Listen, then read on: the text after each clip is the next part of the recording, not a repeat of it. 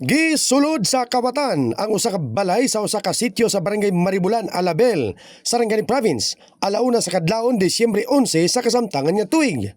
Gamay nga buslot lang sa kalakat ang gikuot sa kawatan aron maabli ang ilang sira sa luyo sa balay unya makuha ang gagmay nga mga pitaka nga may sulod kwarta, alahas, lakip ang cellphone sa usa ka inahan nga nagpaila nga si Laika. Nagadala kog paluwagan, naga-PC ko, makalagot siya basta lami kay mangkuan, mamalikas.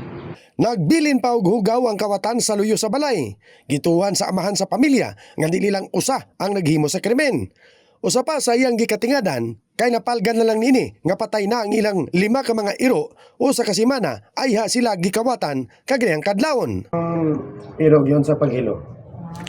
Ano nga, butod na siya. May kibalugon sa gamit nilang hilo ato.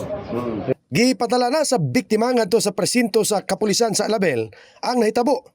Gideklara nga na sa kapin 8,000 ang kwartang nakuha o nya kulintas og pendant.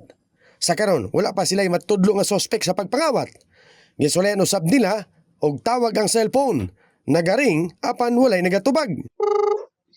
The number you have dialed is now unattended. Please try your call later. Sa pagkakaroon na busy na ang tagbalay sa pagpahinlo sa ilang palibot aron nga makita kung adunay kawatan nga masulod sa ilang area. In the heart of changing lives, kini si Fred Jason sa 89.5 Brigada News FM Jansan, The Music News Authority.